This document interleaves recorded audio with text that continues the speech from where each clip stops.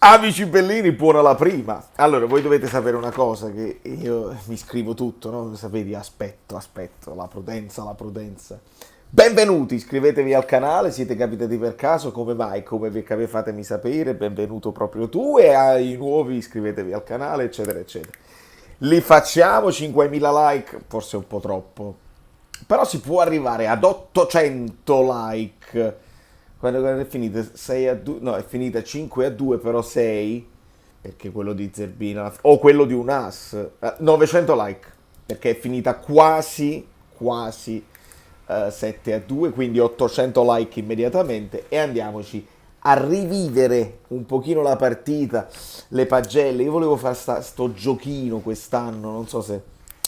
Poi non è nemmeno un'idea mia. Ricordo che lo faceva Paolo Del Genio, cioè lui faceva le sue pagelle personali e a fine anno c'era la media, dava delle cose e si vedeva chi aveva giocato. Quindi magari chiederò a qualcuno dei miei collaboratori, gli abbonati, quelli che si segnano tutto, eccetera, eccetera, il Peppino di Palma, magari se ti segni questi numeri ci divertiamo e poi facciamo una media alla fine per vedere chi, secondo me, è tutto opinabile. E non ho il quaderno dove mi sono segnato l'impossibile durante la partita, quindi voi nei commenti oggi mi potete dire, perché siete tutti collaboratori e il video, voi dovete capire questa cosa, il video che esce non è mai completo se non vi leggete anche i commenti degli amici bellini che ne capiscono e danno spunti e alimentano la discussione, il dibattito calcistico, che è la cosa più bella, specialmente quando si può parlare di campo e non di mercato, di idee, di rumors, eccetera, eccetera. Abbiamo parole di Spalletti che fa piacere analizzare e poi un pochino la formazione, l'analisi tattica è presto fatta, onestamente, però possiamo parlare delle prestazioni individuali, delle cose che ci sono piaciute o meno. Mi chiedevano di pompierare perché è giusto, perché è la prima partita, perché non c'è bisogno di ricordare che l'anno scorso ne abbiamo vinte 8 e poi comunque non è che uno dice allora questo è l'anno buono, è fatta.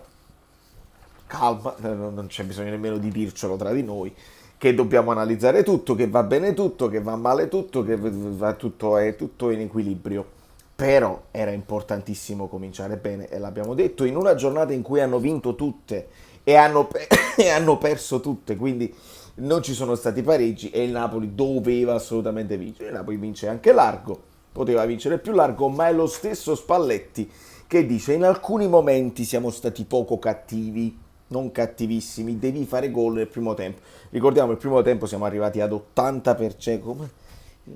Quello è il mare, è il mare. 80% di possesso palla, 88%, una roba incredibile. E quindi lì dovevamo chiudere. Io vi dico a margine in una parola, questo è il Napoli che conosco io. Questo è il Napoli che ti dà anche soddisfazione, anche se probabilmente è sprecata. Il Napoli è sprecone e dominante. Napoli sprecone e dominante. Questo è il Napoli che mi ricordo io. Questo è il Napoli che piace anche vedere. Lo so, ogni tanto certe palle le devi buttare dentro, la capacità. A proposito, vi saluta Guido Gentile, che ovviamente io non ho potuto invitare, lui non poteva venire nelle live, ma non vi fa mancare il suo saluto.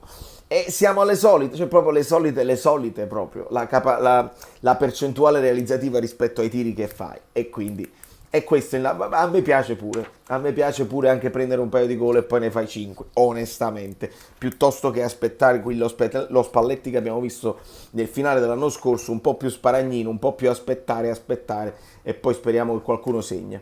Quindi vedi, dice poco cattivi, questi sono problemi di gioventù, di carattere, di personalità. E qua Spalletti ci vuole ricordare che se dovessero arrivare dei problemi più in là è comunque una squadra giovane, questo sarà un leitmotiv. Squadra giovane, sono venuti a mancare i leader, eccetera, eccetera. Oggi siamo tutti contenti, però un domani che dovesse arrivare una sconfitta, sappiamo dove individuare le problematiche. Kim, sontuoso, subito lo dice, perché gli chiedono di Kim e Kvara. Si può dire anche Quara, cioè la Kv, li sto sentendo, Quara. L'importante è quella Z che vi dicevo io, e Tazzone l'ha detto bene. Quara Schelia. Questo è l'importante. Quindi Kim sontuoso come Koulibaly, quella percussione che ci ha fatto vedere, eccetera, eccetera. Su Kvara invece lui dice può fare meglio, era un po' teso, ha forse sentito tanto la partita e in effetti nel primo tempo qualche dribbling non gli è riuscito, ha lottato sicuramente, però poi ci arriveremo nella prestazione individuale, il fatto che si butta di testa, che riempie l'area, l'assist bellissimo, andiamo avanti. Personalità di tutti invece che di qualcuno, giustamente senza i leader, e qua Spalletti ci comincia a parlare di Di Lorenzo, anche quello che ha detto, come si è comportato prima della partita, cose che noi non sappiamo e cose che, come sapete, io mi aspetto da Di Lorenzo e gli chiedo: questa fascia non te la far pesare, vediamo se sei già pronto a fare il capitano.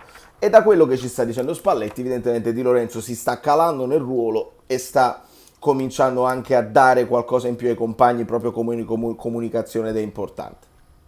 Spalletti ci ricorda il non aver fatto i famosi tour in Cina, in America per le amichevoli. Va bene perché fisicamente sono un problema, perché ti stancano, ma non ti fai quelle trasferte dove c'è il pubblico, dove c'è quella garra che ti vuoi far vedere a livello internazionale, e quindi puoi soffrire un pochino queste cose quando ti trovi a fare la partita ufficiale, perché una cosa è fare la partitina a Castel di Sangro anche contro squadre che ti attaccano, ma c'è il pubblico a favore, non c'è problema.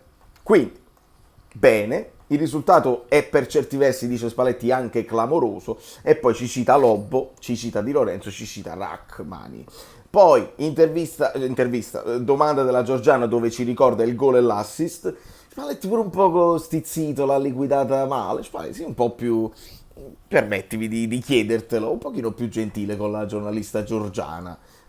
Lo Spalletti l'abbiamo comprato per questo, deve fare gol e assist, non ha fatto niente di che, se ne fa due gli facciamo i complimenti, va bene per lui e per te. Oh, c'è bisogno di essere così stizziti con la giornalista Giorgiana che non dà niente di che? No, secondo me no, calma. E stessa cosa per quanto riguarda domanda del Corea, questo è buono, che ci stanno, vedi, le nuove internazionalità, questo è buonissimo, gli chiede di Kim e gli chiede anche una cosa in particolare, cioè secondo me con un italiano così e così, bravo, dice Spalletti che parla italiano, di quella uscita che lui fa alla Koulibaly e ripete forza, personalità, mostruoso, sontuoso. Gli chiedono poi, vanno un pochino nelle difficoltà, che deve arrivare il portiere quando sarà presentato Simeone, e una parola su Fabian. Spalletti dice: dai, passami questa patata bollente che poi te la ripasso e facciamo lo scaricabarile avvelenato.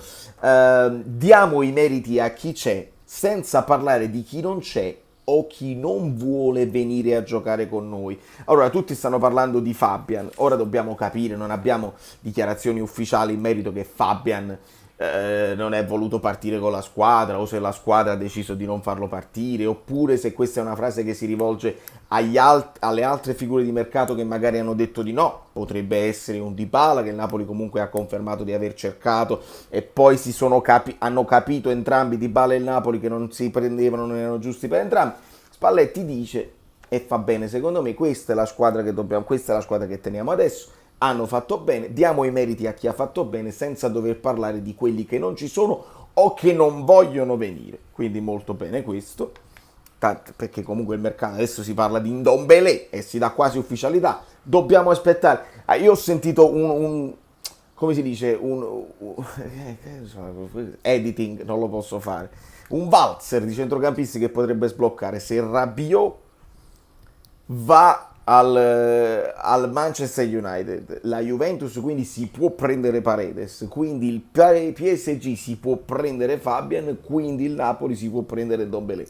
È come se ognuno avesse le carte pronte, ma deve andare, è la Juventus che deve sbloccare queste, anzi è il Manchester, che stanno veramente a problemi, che può sbloccare questo valzer di centrocampisti. Vediamo.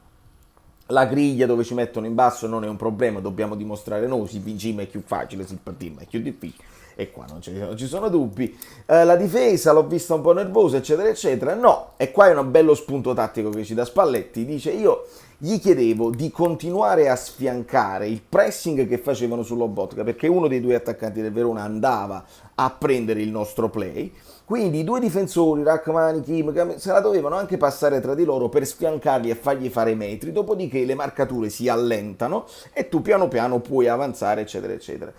È bella sta cosa. E poi gli dice: lei mi è sembrato nervoso, piglia e se ne va. Non lo so, Spalletti che fa questa uscita, poi non lo so se era finita lì, ma questo sono riuscito a vedere. Quindi ecco perché gli chiedeva Spalletti ai difensori di non forzare la giocata necessariamente, perché loro stavano tutti chiusi in difesa. Tatticamente è facile da leggere, il Napoli con il 4-3-3 con il Verona tutto chiuso per fare qualche ripartenza, non gli sono nemmeno riuscite le ripartenze perché alla fine segnano su un calcio d'angolo dopo una buona parata di Meret, l'altro gol, un fallo laterale, un paio di colpi di testa eccetera eccetera e il cross, quindi non gli è nemmeno riuscita la tattica. Al Napoli invece è riuscito il dominio assoluto e anche il riempire l'aria, quindi andiamo a vedere un pochino le prestazioni, ma facile, breve, individuali. Io a Meret gli do 6, la sufficienza, faccio così, boom. Hai fatto lo screenshot, Peppe di Palma? O chi per voi, non è detto che debba farlo lui. Screenshot. Questa potrebbe essere anche la copertina.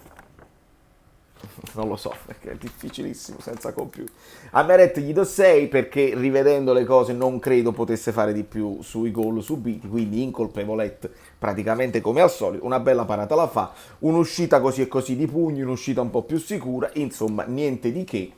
Di Lorenzo segnaliamo l'assist di testa, gli diamo un 7 meno, voglio fare 7 meno perché alla fine è partecipe della dormita generale, la chiamo dormita a 3 del gol subito, dove deve salire da fuorigioco, deve mettere in fuorigioco Lasagna, Osimhen, Di Lorenzo e lo stesso Mario Rui che invece lui sale però se lo perde e quindi c'è una dormita generale, quindi Di Lorenzo gli diamo 7 perché comunque ha fatto una buona partita, ricordiamo la percussione, soprattutto quando entra Politano funziona ancora meglio e comunque la sua testa nell'assist ce l'ha messa. Rachmani 6 perché alla fine si perde un pochino nel sandwich Henry nel gol subito, però mi è piaciuto nel gol che ha portato al gol Kvara, che pesca bene Lozano, che fa un bel movimento a rientrare e poi a riuscire, quindi lì più meriti secondo me che difensivi, meriti di impostazione della manovra eccetera eccetera. Stesso si dica per Kim, ok, mostruoso, sontuoso, ha fatto vedere delle bellissime cose,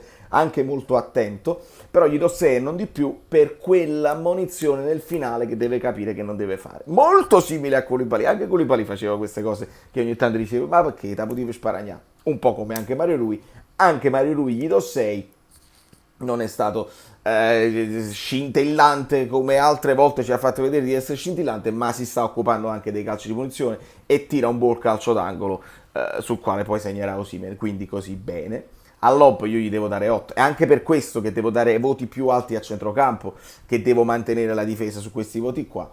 All'Op devo dare 8 perché non sbaglia un passaggio, perché è bravo in interdizione, recupera e riparte, non gliela levi e poi decide anche di farsela solo e quindi il gol è personale, gliela passa Mario Rui ma non è manco considerabile un assist perché la tocca più volte e su quel gol io devo segnalare un buon movimento di Osi che si va a portare via il suo marcatore Gunther e quindi si crea più spazio per Lobo che proprio prende la mira, che bellezza, che bellezza. Ad Anghissà gli do 7 ovunque e prende anche un palo e mi piace sottolineare di Anghissà che si inserisce per il gol di Kvara, si inserisce a riempire l'aria mentre Lozano sta crossando molto bene, queste sono le cose che stiamo vedendo meglio dell'anno scorso.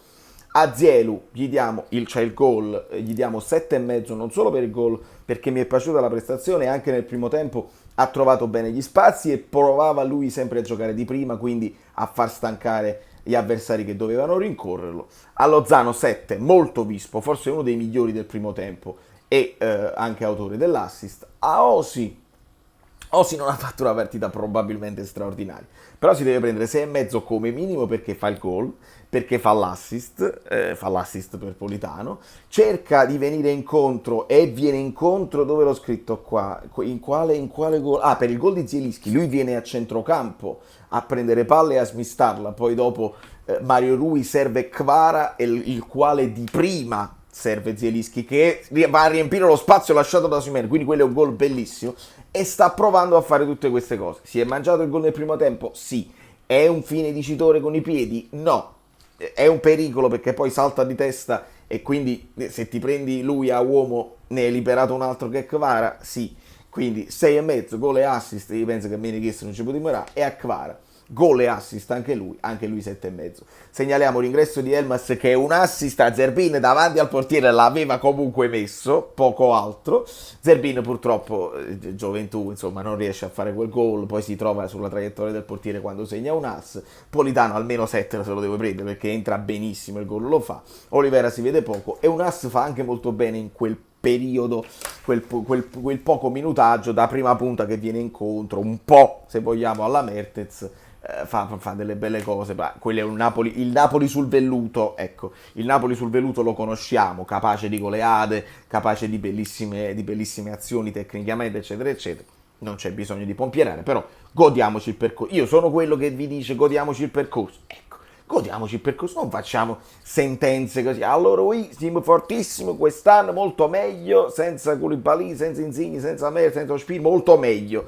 Oppure quegli altri che dicono no, questo è solamente il Verona ha perso col Bari, quindi il Napoli perderebbe col Bari.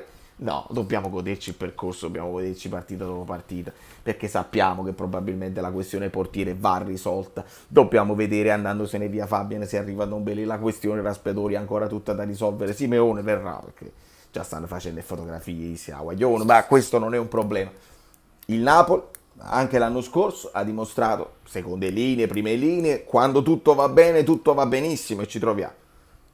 Arriveranno dei momenti di difficoltà e sarà lì che il tifoso dovrà essere calmo e cauto e capire dove si può far bene, dove si può far meglio, dove si fa male. Io ho goduto e pensate un pochino che se io proprio vicino a San Paolo, a Maradona, se perdevo la partita sarebbe stata una tragedia a Napoli, eccetera, eccetera. Però questo vuol dire che ogni partita della trasferta io devo andare a casa del mio amico Criceto a vedermi la partita con lui. Da New York no, da Napoli sempre. Valerio Fluido è tutto per ora, ma ci saranno altri approfondimenti perché dobbiamo capire. La Juventus bravi giù. Calma, siamo primi in classifica però. Chiudiamola qua.